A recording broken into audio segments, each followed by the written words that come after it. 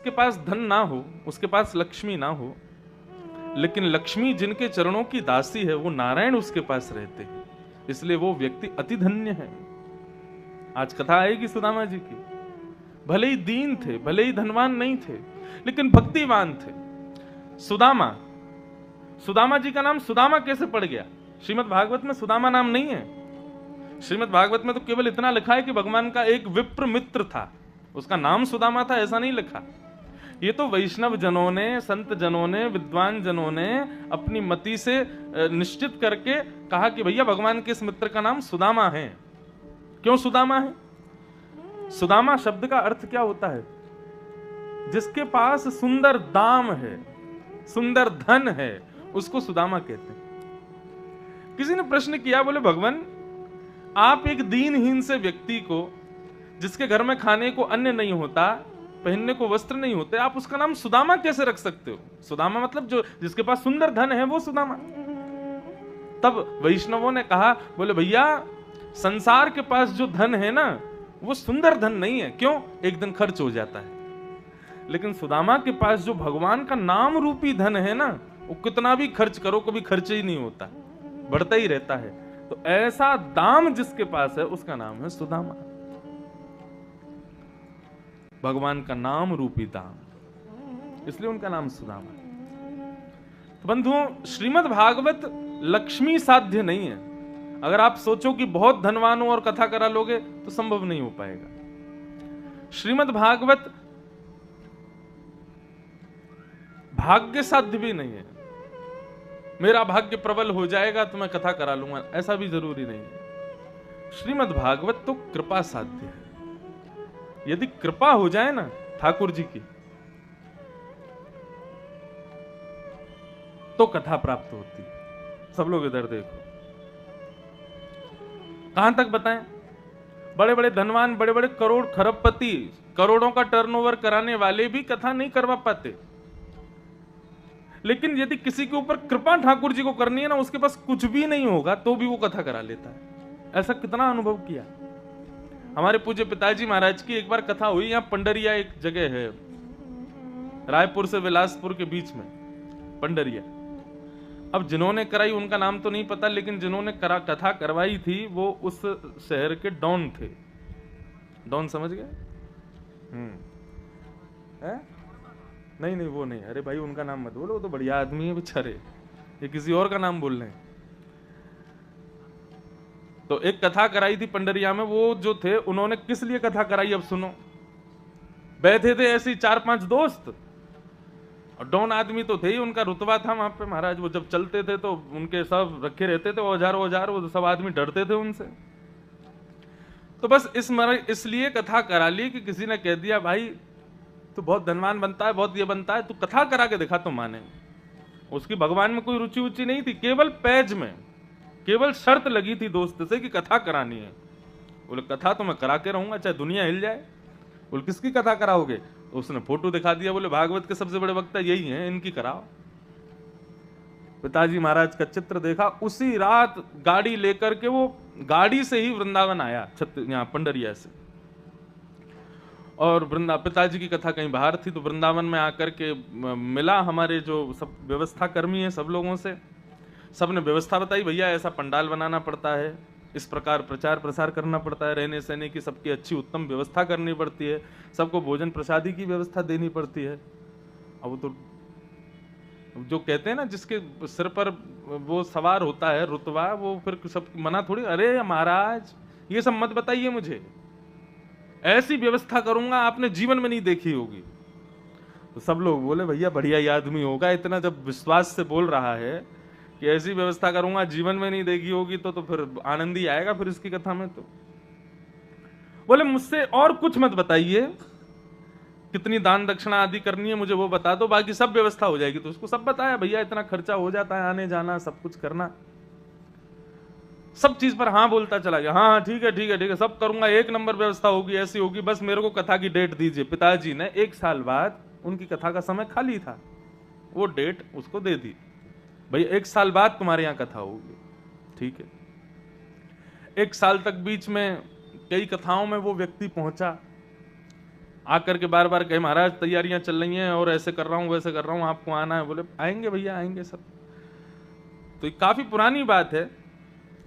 उसके बाद से फिर हम कथाओं की व्यवस्था के लिए 10 दिन पहले किसी ना किसी को भेज देते हैं, भाई देख के आओ। तब तक नहीं भेजते थे लेकिन हर जगह नहीं भेज पाते थे क्योंकि व्यस्तता इतनी रहती थी पिताजी की। फोन पे ही बात चल रही थी, बोले हाँ सब व्यवस्था है, पंडाल बन गया, ये हो गया वो हो गया, सब बात हो गई। कलकत्ता से कहीं से कथा करके पिताजी सीधे रायपुर, एयरपोर्ट पे कोई लेने ही नहीं आया। पिताजी ने फोन करवाया, भैया कहाँ है पूछो उनसे। बोले कि हम अभी चल दिए हैं पंडरिया से, आप थोड़ी देर बैठो, एयरपोर्ट पे ही आ रहे हैं अभी। पिताजी बोले भाई बड़ा विचित्र प्राणी है, अभी चला है पंडरिया से, अभी 2-3 घंटे में यहाँ पहुंचेगा, फिर लेगा, फिर लेके जाएगा। हम सुबह से भूखे प्यासे चले हैं। रायपुर में बहुत वैष्णव है पिताजी के शिष्य, जिंदल परिवार पूरा उन्हीं का शिष्य है। पिताजी अपनी व्यवस्था करके पंडरिया पहुंच गए। अब पंडरिया पहुंचे तो उसको फोन करें, वो कहे मैं तो रायपुर आ गया, आप पंडरिया क्यों चले गए? अब रुको पंडरिया में, मैं आ रहा हूं वापस। बोले अरे तुम आते रहे ना, हमारी व्यवस्था बताओ, रुकना कहाँ है? बोले रुकने की व्यवस्था मैं बता तो रहा हूं, अभी 1 घंटा इंतजार करो, मैं बता रहा हूं कहाँ है। अरे भैया ऐसे तो होता है क्या, इतने दूर से आ गए, बताओ कहाँ रुकना है। गाड़ी में बैठे रहे 3 घंटे पिताजी। वो व्यक्ति रायपुर से लौट के आया, आकर के प्रणाम करके बोले कहाँ रुकना है? बोले अभी वो एक को बोला है, वो अपना घर खाली कर रहा है, उसको 2-3 घंटे लगेंगे तब रुकवाएंगे आपको। बोले ये कोई तरीका भाई, पहले से तुम 1 साल तुमको दिए, तुमने कोई व्यवस्था नहीं की। बोले अरे एक जगह की थी, उसका घर ही टूट गया। बोले ऐसा कैसा घर था, घर टूट गया? बोले अच्छा तो पंडाल वंडाल दिखाओ, कहाँ लगा है, कैसा लगा है? तो पंडाल क्या था, हवा आती उड़ता था वो पंडाल पूरा ऊपर। पंडाल देख के पिताजी घबरा गए। बोले भैया यहाँ कथा होगी? बोले हाँ, तूफान आ गया तो पंडाल ही गिर जाएगा। बोले नहीं गिरेगा, हमारी जिम्मेवारी है। बोले अरे भैया वाटरप्रूफ बनाते, कुछ बढ़िया बनाते। बोले अरे महाराज सब व्यवस्था हो गई है, अब आप एंड टाइम पे मत बताओ क्या करना, मैंने सब कर दिया। सारे पिताजी के संगीतज्ञ और ब्राह्मण लोग जहां रुके वहां महाराज सांप बिच्छू तो उनका घर था वो। वहां जाकर के इन लोगों ने सबने कहा भैया यहाँ कहाँ सोएंगे, नीचे पूरी मिट्टी पड़ी है, कहाँ कैसे व्यवस्था होगी, क्या होगा? बाथरूम के नाम पर जंगल था, उसी में जाओ, वहीं सब करके आओ, उसके अलावा कोई व्यवस्था नहीं। नहाने के नाम पे नीचे नदी बह रही है, इसमें नहा लो। सब लोग रात्रि में पिताजी के पास पहुंचे, भैया ऐसे तो कैसे होगी कथा? पिताजी बोले क्या करें, बड़ा विचित्र आदमी है, कथा की डेट ले गया, सब फाइनल कर गया, बोला सब करूंगा, और अब देखो कुछ नहीं किया। सब लोगों ने कहा भैया भोजन प्रसाद बनाने के लिए गैस चूल्हा दो, तो उसने चूल्हा और लकड़ी लाके दी, बोले इसी में बनाओ पकाओ खाओ। रात्रि में सबने भोजन किए, दूसरे दिन लकड़ी खत्म, तो उससे बोले भैया लकड़ी की व्यवस्था करवाओ, आज प्रसाद वरसाद पाके फिर कथा करनी है। तो बोले हाथ पैर दिए भगवान ने, इन्हीं को काट के जला दो, लकड़ी की क्या जरूरत है? अरे इतना भी नहीं कर सकते, जंगल में जाओ लकड़ी काटो ले आओ, अब सब ये व्यवस्था भी मैं करके दूंगा क्या? ऐसी स्थिति हो गई महाराज कि वहां बस सब रोने ही लगे। पिताजी ने कहा देखो भाई, सारे संगीतज्ञ, सारे ब्राह्मण लोग, सब लोग ट्रेन पकड़ो, अभी वापस जाओ। हमने इसको वचन दिया है, हम तो कथा सुना के आएंगे। अब चाहे ये गुंडा है, चाहे मवाली है, चाहे कोई भी है, कथा तो इसको दी है, यहां तक हमारी पोथी आ गई है, कथा तो अब होगी। और वही हुआ, सब वापस लौट गए, पिताजी अकेले कथा करके पूरी। बोले 7 दिन में यदि इसकी मति नहीं बदली कथा ने, तो हमारा नाम भी ठाकुर जी नहीं। 7 दिन उसको कथा श्रवण कराई, जिस अभिमान में था, जिस व्यसन में था, जिस दुर्गंध में था, हर चीज से निवृत्त हुआ। अंतिम दिन आकर के क्षमा मांगा, नेत्रों से अश्रुधार बहाने लगा, उसका पूरा जीवन परिवर्तित हो गया। और कथा उसके यहां हुई और पिताजी सब करके फ्री में ही कथा करके गए। वो बात अलग है, बाद में फिर सबका पेमेंट वेमेंट करने के लिए उसने पंडाल वाले का भी नहीं दिया, वो भी पिताजी पे ही आ गया। बोले कि मेरा नहीं दे रहा, आप ही दो। पिताजी बोले भाई मैं तेरे को कहां से दूं, जिसने कथा करवाई उसके पास जाओ। लेकिन कुछ नहीं हुआ, तो फिर पिताजी ही बहुत कुछ वहां व्यवस्थाएं करके फिर लौट के आए। कहने का अभिप्राय, श्रीमद् भागवत धन साध्य नहीं है, श्रीमद् भागवत कृपा साध्य है। और ना जाने किस पर हो जाए कुछ कह नहीं सकते। आज तक वो व्यक्ति बिल्कुल सुधरे हुए हैं, बिल्कुल अब संभल गए हैं, अब अपना जीवन पूरा उनका परिवर्तित हो गया। आते हैं कभी कभी कथाओं में पिताजी की में। अब इसका मतलब ये नहीं सुन के कोई 2-4 लोग सोचे तो हम ऐसे कर ले, महाराज जी को बुला के सब व्यवस्था है और आके इनसे कह देंगे हाँ भाई करो अब कथा, तो आ जाएंगे तो फिर तो करनी पड़ेगी। ऐसा नहीं है। मैं यहां पर कोई वक्ता की विशेषता या किसी अन्य बात की विशेषता नहीं कह रहा हूं, मैं केवल इतना कह रहा हूं कि किसी के घर में किसी के द्वारा भागवत कथा होना, करवाना, ये साधारण बात नहीं है। कितनी बार ऐसा होता है कि लोग कथा बुक कर लेते हैं, सब व्यवस्था कर लेते हैं, एंड टाइम पे नहीं हो पाती, किसी ना किसी कारण से कैंसिल हो जाता है, सब अव्यवस्थित हो जाता है। अभी टूंडला में कथा थी, विदेश जाने से पहले आगरा के पास टूंडला, सुबह से ही बारिश शुरू, असमय की बारिश, और परिणाम ये कि शोभा यात्रा जैसे ही पंडाल के समीप पहुंची है, शोभा यात्रा क्या थी, सब टंपुओं में आ रहे थे, इतनी बारिश हो रही थी, जैसे ही शोभा यात्रा व्यासपीठ के बिल्कुल पंडाल के बाहर पहुंची है, इतने में ही बीच में से पंडाल टूट गया, ध्वस्त हो गया, नष्ट हो गया, कथा नहीं हो पाई।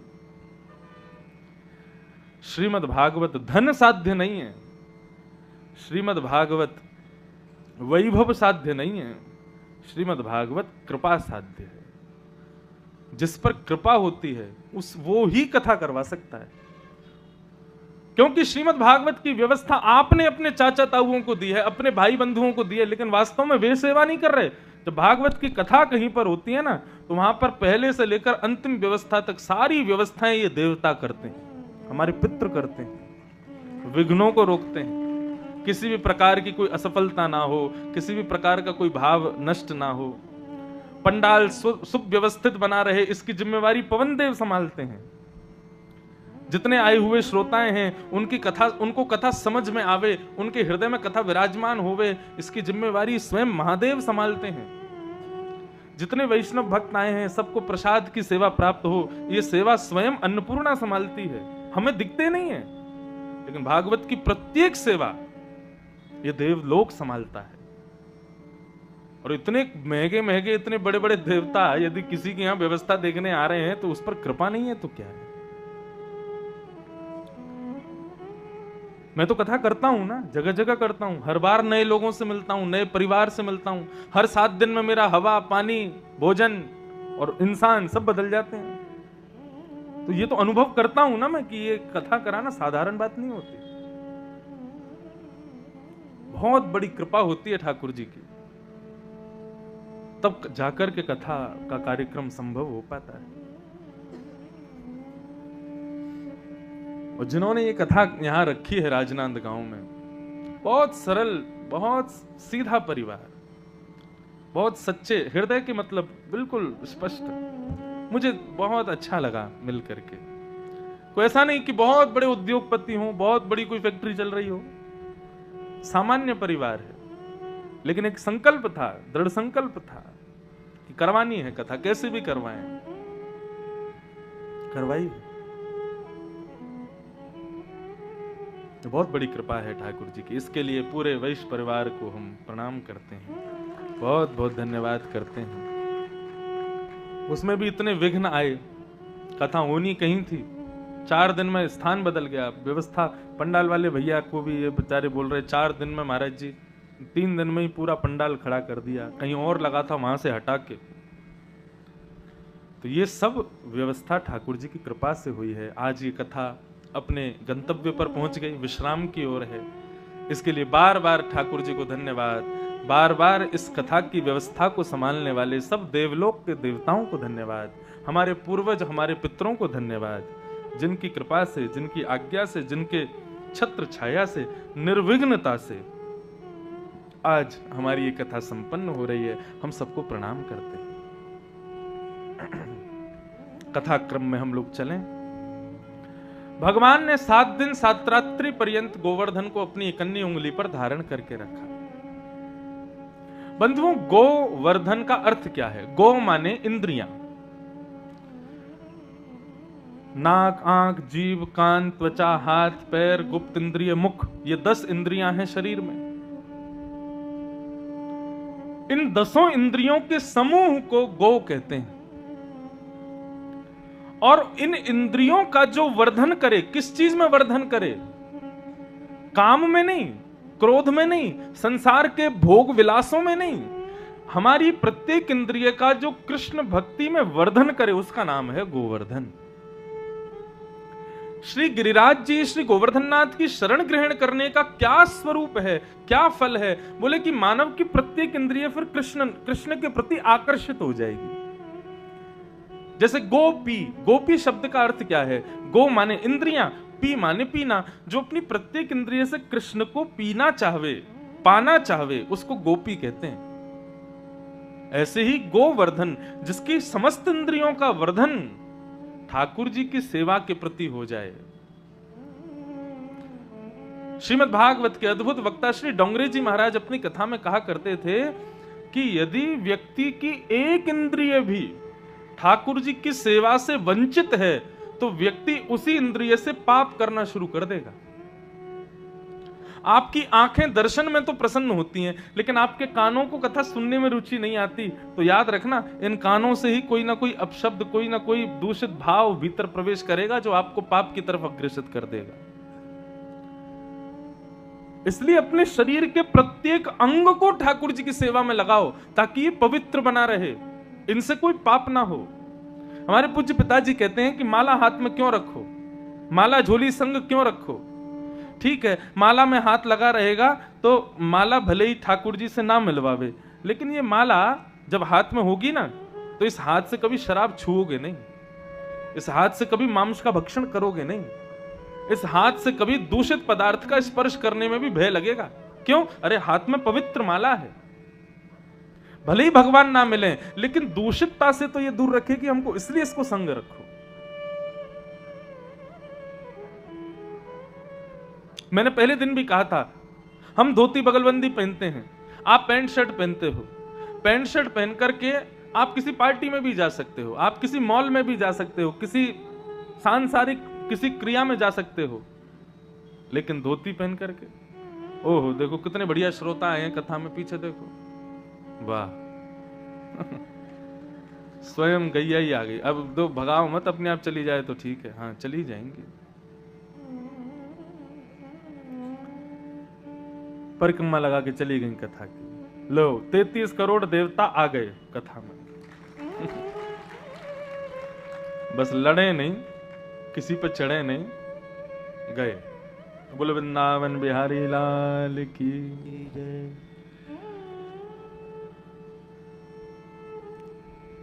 भक्त की बुद्धि गलत ना सोचे, जो हो जाए सामने उसमें भी कुछ अच्छा सोचे। अब यही कोई शादी ब्याह होता तो डंडा लेके भगा रहे होते, कहां से आ गए, भगाओ इनको। लेकिन कथा है तो भाव क्या आया कि अभी देवताओं को प्रणाम किया तो देवता प्रणाम स्वीकार करने गऊ के रूप में आ गए। 33 कोटि देवता का निवास है गऊ में। तो मैं क्या बता रहा था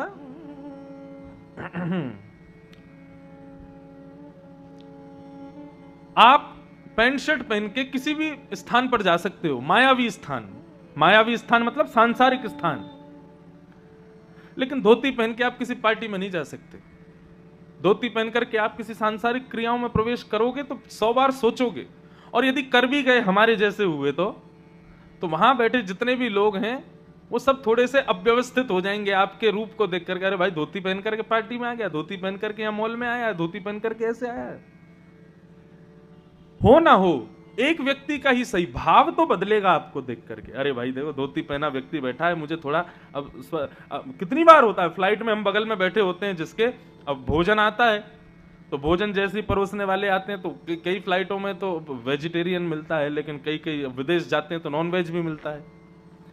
अब बगल वाले व्यक्ति को तो मना कर नहीं सकते कि तू मत खा, वो तो जो मन होगा, उसने टिकट के पैसे दिए, जो मन होगा खाएगा।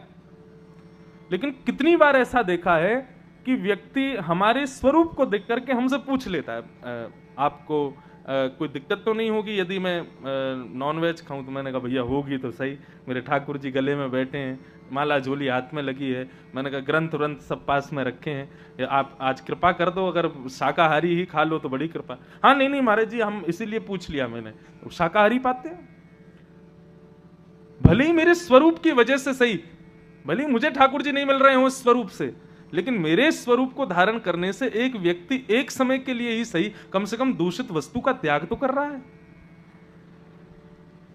इसलिए धारण करना है। आप ऑफिस जाते हो, कॉलेज जाते हो, कई बच्चों को देखा मैंने, कई लोगों को घर में रहेंगे तिलक लगा के घूमेंगे, धोती पहन के घूमेंगे, लेकिन जैसे उनको स्कूल जाना होगा, कॉलेज जाना होगा, ऑफिस जाना होगा, तो तिलक को मिटा देते हैं। मुझे तो बड़ी शर्म आवे तिलक मिटाने में। तिलक के बिना तो माथा ऐसा और लगता है सूना बिल्कुल। उनसे पूछो क्यों मिटा दिया? ऑफिस जा रहे हैं ना इसलिए मिटा। क्यों? ऑफिस में मना है तिलक लगाना? कहीं मना नहीं है। एक आध बार कोई टोक भी देगा तो क्या बुराई है? अरे शादीशुदा कन्या को देख करके पूछ ही लेता है व्यक्ति, ब्याह हो गया आपका? तो उसको शर्म आनी चाहिए बताने में कि मेरा ब्याह हो गया। ये तिलक लगाना, कंठी पहनना, धोती पहनना, ये आपके ब्याह का प्रतीक है। लोग मुझसे कहते हैं इतनी कम उम्र में आप ऐसी धोती वोती पहन के रहते हो। मैंने कहा हाँ रहते हैं। क्यों? मैंने कहा कोई विवाहिता कन्या मांग में सिंदूर क्यों रखती है, गले में मंगलसूत्र क्यों पहनती है, हाथों में चूड़ी क्यों पहनती है, धोती ही क्यों पहनती है? ये दिखाने के लिए कि वो सौभाग्यवती है, उसका ब्याह हो चुका है। ठीक वैसे ही हमारा तिलक, गले के कंठी माला और ये सब हमारी वेशभूषा ये दिखाती है कि हमारा भी ब्याह हो चुका है। किससे हो चुका है? बोले श्याम सुंदर से हो चुका है, हम ठाकुर जी के हो चुके हैं। ये प्रतीक है हमारे स्वरूप का। हम पहले से ही दिखा के चल रहे हैं कि भाई हम रिजर्व्ड हैं, कुदृष्टि मत डाल लेना हमारे ऊपर। किनको? दूषित विचारों को पहले से ही बोल देते हैं कि दूर रहना हमसे। क्यों? हमारा ब्याह हो चुका है। किससे? साक्षात योगेश्वर कृष्ण से। तो कुविचार, दुविचार, दूषित विचार, ये सब पहले से अलग रहते हैं। बोले इस पे हमारा जोर नहीं चलेगा। क्यों? देख रूप से ही पता चल रहा है कि इसका ब्याह हो चुका है, ये रिजर्व्ड है। स्वरूप बहुत बड़ी रोल निभाता है आपके जीवन में। आप स्वरूप कैसा धारण करते हैं।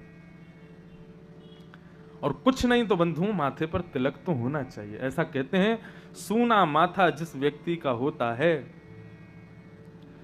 वो व्यक्ति कितना भी बड़ा भजनानंदी हो, अंत काल में यमराज दुविधा में पड़ जाते हैं कि इसको स्वर्ग भेजूं कि नरक। क्यों? बोले क्योंकि वैष्णव चिन्ह तो है ही नहीं इसके शरीर पर। और यदि कितना भी बड़ा पापी हो, माथे पर यदि एक तिलक की बिंदी भी होती है ना, तो यमराज उसके पापों को बाद में देखते हैं। तिलक देखते ही पहले विचार कर ले, अरे वैष्णव चिन्ह है तो ये जरूर ठाकुर जी का भक्त होगा, इसको पहले वैकुंठ भेजो, बाद में देखेंगे इसका क्या करना है। इसलिए तिलक नित्य लगाना चाहिए। या तो 12 अंगुल पूरे माथे पर लगाओ, नहीं तो 4 अंगुल का लगाओ, नहीं तो 2 अंगुल का लगाओ, नहीं तो 1 अंगुल का लगाओ। बिना तिलक के माथा नहीं होना चाहिए। अब मैं बता नहीं सकता मंच से, नहीं तो शास्त्रों में तो वर्णन है कि बिना तिलक के आदमी को देखने का क्या पाप होता है। प्रातःकाल उठते ही गली मोहल्ले में घूमने वाले उन बंचरों को जो आप देख लेते हो ना, जीवचरों को, उनको देखने के समान पाप होता है, उनको देखने के समान भाव होता है बिना तिलक के व्यक्ति को देखना। इसलिए तिलक नित्य लगाना चाहिए। भले एक चंदन का टीका ही लगाओ जरूर। श्रीमद् भागवत में तो वर्णन है कि केसर युक्त चंदन घिसो, ठाकुर जी के चरणों में पधराओ और पधरा के फिर अपने माथे पर लगाओ। वो व्यक्ति जीवन में अपनी बुद्धि विवेक से कभी पदभ्रष्ट नहीं होगा, कभी भ्रष्ट नहीं होगा। ठाकुर जी उसकी बुद्धि को सदैव संभाल के रखते हैं। इसलिए भैया तिलक जरूर लगाया करो। हम नहीं कहते धोती पहनो, चोटी भी रखनी चाहिए। वैसे तो हिंदुओं की पहचान है चोटी। हमारे मस्तिष्क के सिर के इस भाग में एक पॉइंट होता है, जहां से ठाकुर जी को कभी कोई कृपा भेजनी हो, ठाकुर जी को कभी सद्बुद्धि भेजनी हो, ठाकुर जी को किसी प्रकार का कोई भाव भेजना हो, तो एक प्रकार से वो हमारा एंटीना का स्थान होता है। लेकिन लोग शर्म के कारण उस एंटीना को काट देते हैं। ठाकुर जी मैसेज भेजते रहते हैं, हमको मिलता ही नहीं है। इसलिए ये एंटीना रखा करो ताकि मैसेज नेटवर्क ठाकुर जी को पकड़े और आपके पास कुछ आवे। क्यों बुद्धिमान ब्राह्मण ही हुए? क्यों बुद्धिमान चाणक्य ही हुआ? क्यों बुद्धिमान अष्टवक्र ही हुए? क्यों बुद्धिमान कृपाचार्य, शुक्राचार्य आदि ये सब ब्राह्मण ही क्यों हुए? क्योंकि सब चोटी रखते थे। विवेकी होता है ब्राह्मण क्योंकि चोटी रखता है, शिखा रखता है। उसके पास ठाकुर जी कुछ ना कुछ उसकी बुद्धि को इस प्रकार से चलाते रहते हैं। ठाकुर जी को क्योंकि पता है सिग्नल मुझे मिल रहा है, लेकिन लोग सिग्नल ही काट देते तो फिर ठाकुर जी का मैसेज कहां से मिले, इसलिए चोटी भी रखनी चाहिए। अब बहुत भाव है, इसी पे बोलता रहा तो पूरा दिन इसी में निकलेगा, लेकिन कोई ना कोई एक वैष्णव चिन्ह हमारे शरीर पर जरूर होना चाहिए। और कैसा वैष्णव चिन्ह? लोग इस बात पे भी तर्क दे देते हैं, हम कंठी पहनते तो हैं भीतर, अरे वैष्णव चिन्ह दिखना चाहिए, उसको छुपाना नहीं चाहिए। एक वैष्णव चिन्ह ऐसा हो जो सबको दिखे, उसको धारण करो। आज इस कथा से प्रण ले लो, भले ही हमारे जितने भी भाई लोग हैं, जरूर एक तिलक जरूर लगाओ माथे पर, सूना माथा मत रखो, कंठी जरूर पहनो, और हो सके संभव चोटी भी रखो। और जब इतना ही कर लियो तो धोती पहनने में शर्म का है, वो भी पहन लेना, पूरे ही वैष्णव बन के रहो ना। मैंने सच में कितने परिवार ऐसे हैं, कथाओं के बाद में वो जब जब मुझसे मिलने आते हैं तब धोती पहन के आते हैं, वो इतना अच्छा लगता है उनको देख करके, इतनी प्रसन्नता होती है, देखो अपने वैदिक रूप में है, अपने वैष्णव रूप में है, अच्छा लगता है। वैष्णवता सीखी जानी चाहिए। संत जब आवे तब उनका आदर कैसा हो, उनसे वार्ता कैसी हो, उनसे प्रश्न कैसे हो, वे आवे तो उनके कहां बैठना चाहिए, कैसे उनसे बोलना चाहिए, सब चीज सीखनी चाहिए, यही तो वैष्णवता है। तो भगवान ने गोवर्धन, गो यानी कि इंद्रियां, और वर्धन मतलब भगवत चरण में उनका वर्धन करना, उनकी वृद्धि करना, यही है गोवर्धन। ऐसे गोवर्धन को ठाकुर जी ने 7 दिन 7 रात्रि पर्यंत अपनी कन्या उंगली पर धारण किया। इंद्र आए, इंद्र ने आकर के भगवान से क्षमा मांगी और क्षमा मांग करके अपनी गलती स्वीकार की। बंधुओं नोट कीजिएगा इस बात को, मानव का सबसे बड़ा सद्गुण क्या है? उसका सुंदर होना, उसका अच्छा गायन करना, उसका अच्छा बोलना, उसका अच्छी क्रियाएं करना, ये सब उसके सद्गुण हैं, लेकिन श्रेष्ठ सद्गुण नहीं है। मानव का श्रेष्ठ सद्गुण क्या है? मानव का श्रेष्ठ सद्गुण है अपने अवगुणों को स्वीकार करना, अपने अवगुणों को मानना कि हाँ मुझ में ये कमी है, मुझ में ये अवगुण है। ये स्वीकारीकरण जो है ना अवगुणों का, ये मानव का सबसे बड़ा सद्गुण है। हम लोग जब आरती करते हैं, आरती करने के बाद में आरती लेते हैं तो उसका एक मंत्र है, हम ठाकुर जी से कहते हैं पापो हम पाप कर्मा हम पापात्मा पाप संभव त्राहि माम पुंडरीकाक्ष सर्व पाप हरो हरि। इसका अर्थ क्या है? पापो हम, हे नाथ मैं अभी कहीं से पाप करके आ रहा हूं, पाप कर्मा हम, मैं अपने कर्म में कोई ना कोई पाप करता ही हूं। पापात्मा, अब तो ये स्थिति हो गई है कि मैं पूर्ण रूपेण पापात्मा बन गया हूं, पूरा पापी ही बन गया हूं। और पाप संभव, आपकी आरती करने के बाद अब भी कहीं जाके पाप ही करूंगा, पाप करके आया हूं, पाप करने जा रहा हूं, पापी ही हूं। लेकिन त्राहि माम पुंडरीकाक्ष, हे पुंडरीकाक्ष ये पाप मैंने जानबूझ के नहीं किया। संसार में कई सारी ऐसी स्थितियां कि वो हो जाती हैं, हम करते नहीं है। इसलिए प्रभु सर्व पाप हरो हरि, मेरे पापों का हरण करो। अब यहां पर यह कहना कि पापो हम, मैं पापी हूं, ये अपने अवगुणों का स्वीकार है। व्यक्ति जैसे ही अपने अवगुण स्वीकार करता है ना, भगवान कहते हैं उसकी मति में तभी सब शुद्ध कर देता हूं, तभी पवित्र कर देता हूं। सूरदास जी कहते हैं कौन कुटिल खल कामी मौसम, कौन कुटिल खल कामी, जो तन दियो ताहि बिसरायो, ऐसो नमक हरामी। कौन कुटिल खल कामी मौसम, कौन कुटिल खल कामी। सूरदास जी कहते हैं कौन कुटिल खल कामी मौसम, अपने अवगुणों का स्वीकारो, यहां मुझ में ये दोष है, ये सबसे बड़ा सद्गुण है। इंद्र ने स्वीकार किया कि मैंने अपराध किया है, अपने अपराध को आकर के स्वीकार करके दंड की इच्छा रखी है। भगवान से कहता है मुझे दंड दे दीजिए भगवान, लेकिन नाराज मत होना, मार लो पीट लो जो करना है सब कर लो, लेकिन मुझसे नाराज मत होइए। देव ही नाराज हो गए, कृष्ण ही नाराज हो गए तो बंधुओं फिर तो जीना ही नहीं चाहिए। व्यक्ति को ऐसे को तो फिर कहीं जाके प्राण त्याग ही कर दे, भगवान नाराज हो गए। ऐसी कभी कोई क्रिया मत करो जिससे ठाकुर जी नाराज हो मन। और मैंने शायद एक दिन कथा में बताया था, ठाकुर जी की सेवा में कोई अपराध हो जाए, ठाकुर जी क्षमा कर देंगे, कोई बात नहीं। आपने भोग लगाया, नमक ज्यादा पड़ गया, कोई दिक्कत नहीं। मिर्ची ज्यादा हो गई, कोई दिक्कत नहीं। मिठाई जो रखी थी बासी हो गई, कोई दिक्कत नहीं, ठाकुर जी सब स्वीकार कर लेंगे। नहलाते समय ठाकुर जी हाथ से फिसल गए, गिर गए, लग गई बेचारों को, कोई दिक्कत नहीं, सब स्वीकार कर लेंगे ठाकुर जी। लेकिन भगवान कहते हैं मेरे किसी वैष्णव का कभी अपमान मत करना, अपराध मत करना, वो उसके लिए मैं तुमको क्षमा नहीं करूंगा। मेरी भक्ति में कोई दिक्कत हो जाए, नो प्रॉब्लम, मैं तुम्हारा हूं, जैसे रखोगे रह लूंगा, लेकिन मेरे किसी वैष्णव भक्त का कभी अपमान मत करना, कभी अपराध मत करना, कभी उसका तिरस्कार मत करना। यदि ये किया तो मैं तुमको नहीं छोड़ूंगा।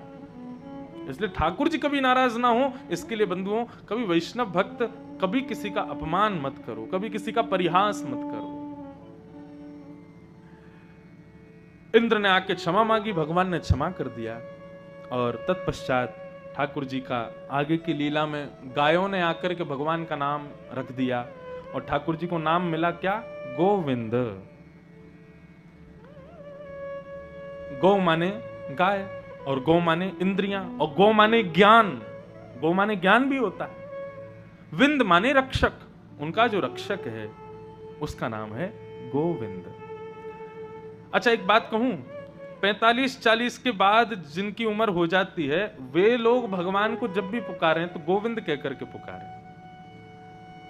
स्थिति कैसी होनी चाहिए? जब उठो तब गोविंद कहो, बैठो गोविंद कहो, सो गोविंद कहो, कहीं जाओ गोविंद कहो। गोविंद शब्द, यदि वृद्धावस्था में गोविंद शब्द का उच्चारण करते हैं तो एक प्रकार से कुंती की स्तुति में यह भाव आता है कि कुंती भगवान को गोविंद कह के पुकारती है। तब किसी ने पूछा कि कुंती ने भगवान को गोविंद क्यों कहा? तब कुंती का भाव बताते हैं कि कुंती भगवान से कहती है कि हे कृष्ण, आप कौन हो? आप गोपाल हो, गोपालक हो, और ये सारी सृष्टि के जितने भी मानव हैं ये सब आपकी गौशाला की गैया हैं। कोई छोटी गैया, कोई मझली गैया, कोई बड़ी गैया, कोई बूढ़ी गैया।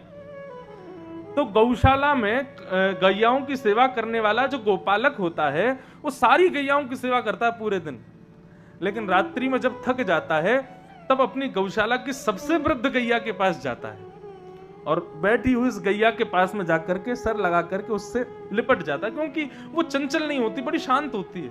उसको सहलाता रहता है, सहलाते सहलाते बहुत समय उससे बातें करता रहेगा और करके फिर वहां से चला जाता है।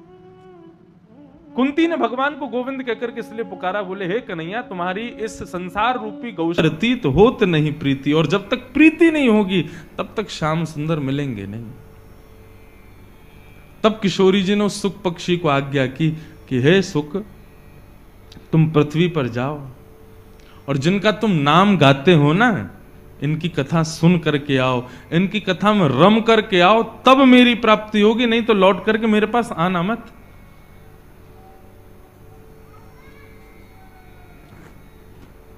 श्री शुक मूर्छित भय माश शठ, 6 महीने के लिए मूर्छित हो गए शुकाचार्य जी। किशोरी जी से वियोग जब हुआ तब पुनः किशोरी जी की प्राप्ति के लिए शुकाचार्य जी ने पृथ्वी पर आकर के पहले महादेव से अमर कथा को श्रवण किया और फिर वेदव्यास जी के यहां पुत्र रूप में जन्म लेकर के संपूर्ण भागवत को अपने हृदय में धारण किया और परीक्षित को सुना करके, कहीं भी ग्रंथों में वर्णन नहीं है कि सुखदेव जी कहां गए, कथा सुनाते पूरी करते सीधे श्री शुकाचार्य जी किशोरी जी की शरण में चले गए। तब किशोरी जी ने उनको स्वीकार किया कि हां, अब तुम कथा में रम करके आ गए हो, अब तुम उनके स्वभाव से, उनके भाव से, उनकी प्रत्येक क्रिया से अब तुम परिचित हो गए हो, अब तुम मेरे पास रहने योग्य हो। ये बात मैं क्यों बता रहा हूं? हापुड़ में किशोरी जी के उपासक बहुत हैं, लेकिन किशोरी जी किसको स्वीकार करती हैं? जो ठाकुर जी की कथा में रमा हो, ओतप्रोत हो, लता पता हो। आप किशोरी जी का नाम गुणगान खूब करो, लेकिन जिस नाम को आपने गाया उस नामी के यदि उस स्वभाव से आप परिचित नहीं हो तो किशोरी जी को वो नाम प्रिय नहीं लगेगा।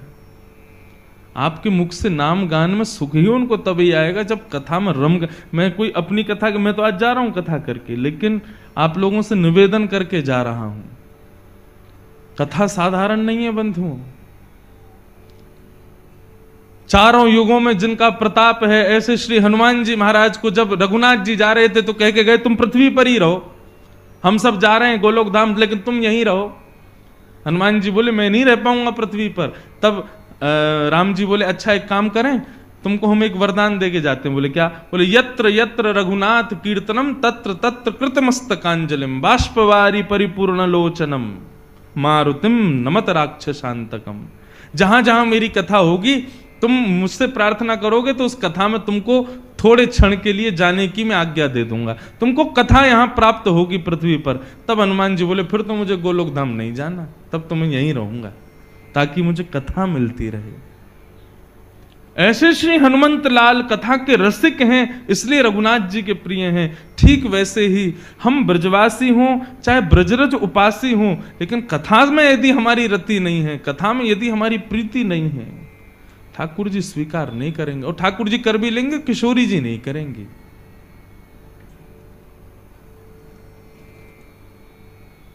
हमारे माई श्यामा जू को राज, हमारे माई श्यामा जू को राज। ये गा उठोगे आप, जब कथा में रम जाओगे ना, कथा रोम रोम में प्रकट हो जाएगी। कथा सुनने में रति, सत्संग सुनने में, ठाकुर जी की मधुर चर्चा सुनने में जब रस आने लगेगा ना, तब इस पद को गाने का अधिकार प्राप्त होगा।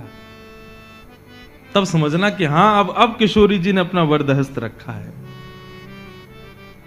नाम में निष्ठा है, धाम में निष्ठा है, प्रसाद में निष्ठा है, लेकिन कथा में निष्ठा नहीं है, तो आप इस पद के गाने के अधिकारी नहीं हो। क्योंकि आप पे ठाकुर जी की कृपा होगी, किशोरी जी की नहीं है। किशोरी जी की कृपा तो तब होती है जब ठाकुर जी की चर्चा सुनने में नेत्र सजल हो जाएं।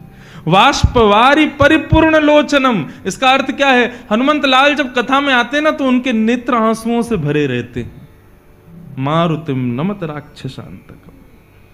कथा में रति होना किशोरी जी की कृपा का पूर्ण फल है। एक बाबा थे हमारे मथुरा में, नाम में बड़ी निष्ठा थी उनकी। नाम में और कथा में दो चीजों में निष्ठा थी, इसके अतिरिक्त तो और कोई, उनसे कोई कहता बाबा बिहारी जी चलो, बोले तुम जाओ। क्यों बाबा आप क्यों नहीं जाओगे? बोले मेरे कमरा में बैठे हैं, चित्रपट के रूप में ठाकुर जी बैठे हैं, ये बिहारी जी से कम है, मैं इनको ही प्रणाम कर लूं। और बाकी मेरी निष्ठा तो नाम में है, मैं अपने अंतः हृदय में ठाकुर जी को प्रकट करके उनको खूब सेवा कर लूं, बाकी समय मिले तो कथा सुन लूं, बस मैं इतना ही कर सकूं, या से अतिरिक्त मेरी सेवा है ना पा रही। लेकिन कभी कभी आपकी कथा की रति से ठाकुर जी प्रसन्न होकर के अन्य निष्ठाएं ठाकुर जी प्रकट करवाते हैं। जैसे दर्शन में बहुत निष्ठा है आपकी, कि बिहारी जी का दर्शन, राधा रमन जी का दर्शन, राधा वल्लभ जी का दर्शन, लेकिन ठाकुर जी के नाम जप में उतनी निष्ठा नहीं है। कई लोग होते हैं वो कहते हैं महाराज जी हम माला जपने जैसी बैठते हैं तो नींद आने लगती है, ठाकुर जी का नाम जप जैसी करने बैठते हैं मन विचलित होता है, भागता है इधर उधर। कभी कभी निष्ठाएं ठाकुर जी प्रकट करते हैं आपकी प्रथम निष्ठा से प्रसन्न होकर के। तो ऐसी हमारे मथुरा के एक महात्मा थे, उनकी नाम में बड़ी निष्ठा थी, कथा में निष्ठा थी, लेकिन ठाकुर जी के दर्शन में इतनी निष्ठा नहीं थी, सेवा में इतनी निष्ठा नहीं थी।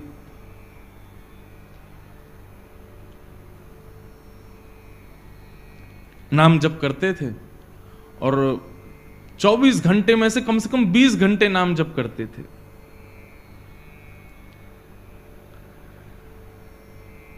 भिक्षा मांगने के लिए जाते थे ब्रजवासियों के घर, और जो मधुकरी प्राप्त होती थी उसी को पाकर के अपना निर्वहन करते थे। एक मैया के यहां वो जाते थे। माताएं बहुत शांति का परिचय दें, जो पीछे आ रही हैं या बैठ रही, बिल्कुल शांति से विराजो, बस 2-3 घंटा की परेशानी और है, सहन कर लो, फिर तो जैसी आराम। तो वो महात्मा मधुकरी पाते थे। अच्छा, वृंदावन की ध्यान निष्ठा का एक रूप बताऊं? आप लोग सब वृंदावन उपासी हो, वृंदावन जाते हो। अन्य स्थानों में ध्यान के लिए बहुत कुछ करना पड़ता है, आसन लगाओ, शुद्धता का ध्यान रखो, एकांत में बैठो, तब चित्त बंद करोगे, नेत्र बंद करके चित्त में स्मरण करोगे, तब ठाकुर जी प्रकट होंगे। लेकिन वृंदावन में यदि ठाकुर जी का ध्यान करना है तो एक ही काम करना, किसी ब्रजवासी के यहां जाकर के अंजलि फैला करके थोड़ी सी मधुकरी मांग लेना, और उस मधुकरी को, शीत प्रसादी को पाकर के श्री यमुना जल को माथे से लगा करके ब्रजरज को अपने द्वादश अंग में लेप करके श्री यमुना जी के तट पर ही नेत्र बंद करके बैठ जाना, तत्क्षण श्यामा श्याम हृदय में प्रकट हो जाएंगे। हमारे श्रीधाम वृंदावन में ध्यान की विधि प्रारंभ होती है ब्रजवासियों के यहां की शीत प्रसादी पाने से। अरे जिन ब्रजवासीन के यहां पर परब्रह्म परमात्मा भी मांग तो डोले, बिन बुलाए घुस जाए घर में, चोरी करके खा जाए, जिन ब्रजवासीन के यहां थे उन ब्रजवासीन के यहां जाकर के अंजलि फैला करके मांग भी लोगे ना, तो आपके अंदर का अहम नष्ट होगा, और अहम नष्ट होते ही श्यामा श्याम प्रकट हो जाएंगे। आज तक खूब भारतीय ब्रजवासी और बड़े बड़े रेस्टोरेंटों पर भोजन किया, अब की बार मेरे कहे से, नहीं तो मेरे घर ही आ जाइयो। हाँ, मैं भले ही ना भी मिलूं तो घर पे आके बस हमारी माता जी या जो भी मिले उनसे ही कह दियो, बोले महाराज जी कथा में कह के गए, यूं नहीं थाली लगा के मांगो, थाली लगा के ले आओ, भीतर से 5-6 रोटी और सब्जी नहीं, अंजलि फैलाओ, जितनो या में आ जाए उतनो दो। आज भी हमारे ब्रज के संत कैसे प्रसाद पाते हैं, बोले रोटी भी पूरी मत दियो, आधी दियो, वही पन एक चावल, वही पन एक सब्जी, वही पन एक दही, वही पन एक मक्खन, नेक बूरो, और वही को सबको पा करके मधुकरी पाके नेत्र बंद करके हाथ मुंह धो के नेत्र बंद करके जैसे ही महात्मा बैठे उनको ध्यान समाधि लग जाए महाराज। ब्रजवासीन के घर के प्रसाद को पा करके ऐसी ब्रज निष्ठा, ऐसी दर्शन निष्ठा और ध्यान निष्ठा प्रकट है जाए वृंदावन में। तो वे महात्मा नाम जपी थे, लेकिन कभी कभी ब्रजवासियों के यहां जाकर के अंजलि फैला करके मांगते थे, और जो प्राप्त होता था उसको पा करके पुनः हाथ धो करके फिर नाम जप करने लगते थे। एक मैया के यहां वो जाते थे, उन मैया के यहां पर मदन मोहन लाल जी विराज रहे थे। तो बाबा जब आते थे तो बंधुओं एक पद है श्री रैदास जी का, उसमें भाव है, सो ही सुहागन प्रिय जाही रीझ हैं। ठाकुर जी कब किससे रीझ जाएं कुछ पता नहीं है। जैसे ही वो बाबा नित्य अंजलि फैला करके प्रसादी मांगने के लिए आते तो भीतर बैठे मैया के घर में मदन मोहन लाल जी उन पर रीझ गए, और ठाकुर जी के मन में भाव आया, इनको नाम निष्ठा तो बहुत है, लेकिन इनको मेरी सेवा और दर्शन में ज्यादा निष्ठा नहीं है। लेकिन नाम निष्ठा इतनी सुंदर है कि उससे ठाकुर जी प्रसन्न होकर कि अब उनको अपने दर्शन की सेवा, दर्शन की निष्ठा उनके हृदय में प्रकट करना चाहते हैं। तो ठाकुर जी ने क्या किया, वो मैया रात्रि में जैसे ही ठाकुर जी को शयन करा करके सोई तो ठाकुर जी स्वप्न में प्रकट हो गए, और मैया से बोले, मैया तेरे यहां वो जो बाबा आवे ना मधुकरी मांगवे, बोले हाँ, कल को जब वो भिक्षा मांगवे आवे ना तो तू मोए जाके दे दियो बाकी गोद में। मैया तो रोने लगी, बोले क्यों, मेरी सेवा में कोई कमी जो आप बाबा के पास जाना चाहो? बोले ना मैया, आपकी सेवा से मैं बड़ा प्रसन्न हूं, लेकिन अब आप थोड़े दिन की और रह गई हो, कछु दिना में आप चली जाओगी, फिर मेरी सेवा कौन करेगा? या हमारे मैं तो अपनी व्यवस्था कर रहा हूं, बाबा को जाके मुंह को कल दे दी हूं, अब मैं वही के पास रहूंगा। रात भर मैया रोई बेचारी, लेकिन ठाकुर जी की आज्ञा उसने मानी। दूसरे दिन जब संत पधारे तो कहा, मैया भिक्षा दो, कुछ मधुकरी प्रसादी दो। मैया भीतर से अपने ठाकुर जी लेके आई, बाबा की गोद में धर दिए, ले बाबा भिक्षा। बाबा बोले, हमसे ये सेवा वेवा नहीं होती है ठाकुर जी की, हम तो भैया नाम उपासी हैं, बस नाम जप करना जानते हैं। ये श्रृंगार करना, स्नान कराना, वस्त्र पहनाना और ये 56 भोग धराना, ये राजोपचार हमसे नहीं आता है, हम केवल नामोपचार जानते हैं। आप ठाकुर जी से पुनः निवेदन कर दो, छोटी सी कुटिया में रहता हूं मैं, यहां पे 8 बार भोग लगता होगा, मेरे यहां तो कोई प्रसादी की भी व्यवस्था नहीं है, इनको भूख बहुत लगती है, मैं इनको भोजन नहीं करा पाऊंगा। श्रीनाथ जी में 8 बार भोग आता है, जिसमें से 3 बार का भोग आप सुनकर के आश्चर्य करोगे, उसका नाम है श्रम भोग। क्या नाम है? श्रम भोग का तात्पर्य क्या है? ठाकुर जी को उठते ही पहले लड्डू और दूध का भोग लगता है, श्रीनाथ जी को, या माखन मिश्री का भोग लगेगा। लड्डू तो विशेष है, लड्डू दूध माखन मिश्री ये सब तो आएगा ही उठते ही। यहां तक कि ऐसा वर्णन है कि श्री नंदलाल पौड़े भय रहे में उठे ही ना है। यशोदा मैया कभी पाम दबावे कभी हाथ दबावे, ठाकुर जी उठे ही ना है, चदरिया ओढ़ ले, मुंह मत उठाओ। तब मैया क्या करे, पात्र में दूध लेके आवे और लाला के सिरहाने पे हाथ रख के लाला सोते भय लाला को उठा के ही मोहते दूध छुपा दे। तब दूध पीते पीते पीते पीते तब ठाकुर जी के नेत्र खुले, तब मैया उनकी आरती करे। ये है मंगला। आज भी श्रीनाथ जी में ठाकुर जी के शयन में ही दूध आ जाता है सुबह सुबह। और जो वहां मुखिया जी हैं वो दूध भोग को उठा के ठाकुर जी के अधर से छुपाएंगे, तब दीप प्रज्वलन वगैरह होंगे कि मतलब अब ठाकुर जी उठ गए। मतलब नींद में ही दूध पी में तब आंख खुले ठाकुर जी की। और श्रम भोग क्या है कि पहले आ गया मंगला भोग, फिर आएगा बाल भोग, और बाल भोग पाने के बाद फिर ठाकुर जी का श्रृंगार होगा। मुकुट धारण किया, माला धारण करी, सब करी, तो फिर कहे में कि भैया अब ठाकुर जी श्रृंगार करावे में थक गए, तो अब इनके लिए भोग लाओ। वो आता है श्रम भोग। बताओ, कपड़ा पहनवे में थक जाएं ये।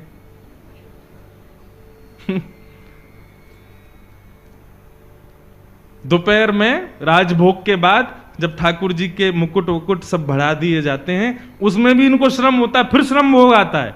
और ठाकुर जी को मुकुट नीचे कियो ना, ने कड़ूला उड़ूला ने बढ़ा दिए हैं, ठाकुर जी को श्रम है गयो, एक और भोग लाओ। कितनों पाम है, पेट ही ना भरे इनको। तो बाबा बोलो मैया ठाकुर जी से निवेदन कर दियो, मेरे यहां कोई व्यवस्था ना है। तुम तो बहुत बढ़िया सेवा कर रही हो, 8 बार भोग लगाओ, मैं तो खुद एक बार पाऊं, कहां से खवाऊंगा, तुम्हारे लाला है। मैया वापस ले गई। ठाकुर जी है, बोले आज रात्रि में निवेदन कर दूंगी। रात में सपने में फिर ठाकुर जी आए, बोले मैया तुमने मुंह को क्यों नहीं दियो? बोले ठाकुर जी मैं तो जानू आप 8 बार भोग लगाओ, इतनी बार आरती करनी पड़े, हर बार इतनी सुंदर सुंदर सामग्री बनानी पड़े, बाबा की यहां इतनी व्यवस्था ना है, आप कैसे रहोगे? ठाकुर जी बोले मैं रह लूंगा, लेकिन रहूंगा अब उन्हीं के पास, आप मुंह को दे दो। बाबा जैसे रखेगो मैं वैसे रह लूंगा, वो रूखी रोटी खवावेगो मैं रूखी रोटी खाऊंगा, लेकिन रहूंगा बाबा के पास। बंधुओं, इस भाव से ये पता चलता है हम सबके घर में ठाकुर जी बैठे हैं। कितनी कृपा है ठाकुर जी की। हम बच्चों को भोजन परोसते हैं तो बच्चे नाक मुंह मोड़ ले, मैया में नमक कम है, इसमें नींबू नहीं है, ये नहीं है, वो नहीं है। ठाकुर जी को जैसा दे दो वैसा पा लेते हैं। कई बार खीर पधरा देते हैं ठाकुर जी को, भोग लग जाती है, जब हम पाने बैठते हैं तब पता चलता है इसमें तो शक्कर ही नहीं थी, और ठाकुर जी पा लिए। कभी शिकायत नहीं करते, जैसा दे दो वैसा स्वीकार है। कैसे प्रेमी हैं ठाकुर जी। हमारे बच्चे नाक मुंह मोड़ते हैं, लेकिन ठाकुर जी कभी मना नहीं करते, सब स्वीकार करते हैं, जैसा दे दो। कभी कभी प्रसाद पाने बैठते हैं तब पता चलता है दाल में तो भयंकर मिर्चें खाई नहीं जा रही, हम उसमें पानी मिला रहे हैं, फिर नींबू डाल रहे हैं, भैया मिर्चें खब नहीं रही है, और ठाकुर जी ने पूरा भोग लगा लिया। कितने सहज हैं ठाकुर जी। इससे यह समझ आता है कि ठाकुर जी आपके घर में विराज रहे हैं, आप जैसी सेवा करना चाहो उनको सब स्वीकार है, क्योंकि वो आपके हैं। ऐसा प्रेम हम क्यों नहीं करते ठाकुर जी से। हम जैसा ठाकुर जी को वस्त्र पहना दें, जैसा स्नान करा दें। कई लोगों के घरों में जाता हूं, अलमारी में ठाकुर जी बैठे हैं, छोटी सी अलमारी में, बेचारे कभी मना नहीं करते, कभी कुछ नहीं कहते। उनके लिए शयन की कोई अच्छी व्यवस्था नहीं है, उनके लिए बैठने की कोई अच्छी व्यवस्था। कई लोगों के घरों में दर्शन करने जाते हैं, ठाकुर जी के पीछे चुईया बैठी है, बेचारे कभी शिकायत नहीं करते। और हमारी शिकायतें खत्म नहीं होती। आप ऐसा क्यों नहीं कर रहे हो, हे नाथ हमारे जीवन में इतने कष्ट क्यों, ऐसा क्यों, वैसा क्यों। सदैव हम ठाकुर जी शिकायत ही करते रहते हैं, लेकिन ठाकुर जी कभी नहीं करते। मुझे तो कभी कभी पता है क्या लगता है, ये जो हमारे घर में ठाकुर जी बैठे हैं ना, आप जैसी वस्तु दोगे सब स्वीकार कर लेंगे, कभी शिकायत नहीं करेंगे। क्यों? जब मृत्यु के बाद हम जाएंगे ना ठाकुर जी के पास, और जाकर कहेंगे ठाकुर जी आपने हमारे जीवन में बहुत कष्ट दिए, बहुत विपदाएं दी, बहुत ये दिया। ठाकुर जी बोले तेरी लिस्ट खत्म हो जाए फिर मेरे को देना, मैं लिस्ट निकालूंगा अपनी। वादना चुईया बैठी मेरे सिर पर, कचू कही मैंने? तेने दाल में मिर्च ज्यादा डाली, कचू कही मैंने? वहां नमक कम आओ, बिल्कुल शक्कर नहीं डालो, खीर में तेने ऐसी खा लियो मैंने, कचू कही मैंने? एक दिन जली भई रोटी मुंह को दे दी तेने, मैंने कचू कही? प्रेम से पाए हो ना। तुम सबरो परिवार 3 दिन के लिए ब्याह में चले गए, मुंह को घर में छोड़ गए अकेले, कचू कही मैंने? तो फिर मुझसे शिकायत क्यों? तो कभी कोई मुझे लगता है घर में जो ठाकुर जी बैठे ना, ये सब हिसाब बराबर करने के लिए बैठे हैं, ताकि तुम कोई शिकायत ना कर पाओ उनसे। तो मैया ने बाबा से कही, बाबा वो ठाकुर जी बाबा के यहां कोई व्यवस्था नहीं है। ठाकुर जी बोले मैं रहूंगा वही के पास, चाहे कोई व्यवस्था ना हो। बाबा रूखी रोटी खवावे को मैं वही से रह लूंगा, लेकिन अब वही के पास रहूंगा। बड़े महल में रहते हैं ठाकुर जी, मदन मोहन लाल जी, परंतु उस महल को छोड़ करके उस बाबा की कुटिया में आ गए। बाबा ले आए, मैया ने कही बाबा आप जैसे रखोगे रहेंगे, आपके पास ही रहेंगे। ठीक है, हम तो एक बार भोग लगाएंगे बस। बोले सब स्वीकार है, आप जैसे दोगे वैसे स्वीकार है, हमारे ठाकुर जी को ले जाओ। बाबा ले आए, घर में लाए, तो अब तो मधुकरी तो भोग लगाएंगे नहीं ठाकुर जी के लिए, तो बढ़िया आटा दाल चावल सब आएगा। लेकिन बाबा बोले भाई दाल चावल वगैरह हमसे बनाने आते नहीं, आटा ले आओ, भाई को बढ़िया टिक्कर बनाएंगे, ठाकुर जी को भोग लगाएंगे। मैया के यहाँ गए, मैया थोड़ा सा आटो दे दो। आटो लाए, आटे में यमुना जल मिलायो, मांड के बढ़िया एक टिक्कर बना के कंडा पे सेक करके और ठाकुर जी के सामने पत्तल में पधरा दिए। बोले लाल जी 56 भोग खूब पाए, अब ये रूखी रोटी पाओ। बड़ी जिद करके आए हो, बड़े लड़ झगड़ के आए हो, अब रहो ऐसे ही। ठाकुर जी के सामने टिक्कर रख के और बाबा अपने नाम जप में चले गए। नाम जप करते रहे, 2-3 दिन तक ठाकुर जी टिक्कर पाते रहे।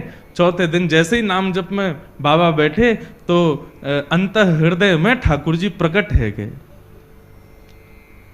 जैसे ही ठाकुर जी प्रकट हुए, बाबा बोलो ठाकुर जी प्रणाम, आप सुख से विराज रहे हो, कोई कमी तो नहीं है सेवा में? अरे ना बाबा, मुझ को बड़ा बढ़िया लग रहा है, तुम्हारी कुटिया में खूब आनंद आ रहा है, सब कछु बढ़िया है, सब आनंद ते है, बस एक निवेदन करना चाहूं आपसे। बाबा बोले आज्ञा करो। बोले बाबा तुम जो टिक्कर बनाए करो ना, रूखे आटे में तुम यमुना जल मिला करके मांड के मुंह को खवाए दो, अब वहां में स्वाद तो कछु रहना है, 3-4 दिन ते तो मैं पा रहा हूं, लेकिन अब मुंह को यूं लग रही है कि कल ते नेक वहां में तुम राम रस मिला दे करो, नमक मिलाए दे करो आटे में, तो नेक खावे में नेक स्वाद आ जाएगा। बाकी सब आनंद है, कोई दिक्कत नहीं। बाबा बोलो ठीक है भैया, आपको बढ़िया टिक्कर पवाएंगे, कल से राम रस लगा देंगे। तो मैया के पास गए, मैया आज आटो दियो, आटे के संग में राम रस और दियो। मैया बोली है गए चट्टपने चालू, चलो आगे आगे देखियो कहा होएगा। अब तो दूसरे दिन आटे में नमक वमक मिला के बढ़िया टिक्कर बना के ठाकुर जी को पवाया। 2-4 दिन ठाकुर जी वैसे ही पाए। चौथे दिन ठाकुर जी फिर प्रकट है गए। बाबा बोले ठाकुर जी सब आनंद, कोई कमी तो नहीं सेवा में? ना बाबा सब आनंद है रो, खूब चकाचक पा रहे हैं हम तो। बस बाबा ने एक बात कह रो। बोले कहा? तुमको मेरी आवाज ने कर्कश लग रही है? बाबा बोले हाँ ने लग तो रही है कमजोर सी। बोले बाबा वो रूखी रोटी खा खा के मेरा गलो जो है का वहां में रोटी इर्ज गई है। अरे सरकार आपको कष्ट है गए, इर्ज गई समझ गए? इर्ज गई मतलब फंस गई है। तो बाबा बोले आज्ञा करो। बोले मैं तो बस यूं कह रहा हूं कि कल ते ने घी चुपड़ दोगे वहां में रोटी में, तो नेक वो नेक आसानी तो भीतर चली जाए करेगी। बाबा बोले मतलब अब कल से आटा नमक और घी भी लाना है। अरे बाबा ने बस घी लिए ही हो, या हम घी के बिना मक्खन के बिना तुम कभी ना रहे, आप सब पता है। बाबा बोले ठीक है। दूसरे दिन गए, मैया आज आटो दियो नमक दियो, नेक्स्ट तो घी और दे दियो। मैया बोली ले जाओ प्रेम से पवाओ। अब महाराज आटे में नमक वमक मिला के बढ़िया टिक्कर बना के घी चुपड़ दिया, ठाकुर जी को भोग लगाया। 4-5 दिन ठाकुर जी ने कोई शिकायत नहीं करी। 6 दिन बाद ठाकुर जी फिर प्रकट हुए। बाबा बोले, ठाकुर जी अब तो ना रिझ रही गरे में? ना बाबा, अब तो सब बढ़िया है, रोटी में बढ़िया नमक को भी स्वाद आ जाए।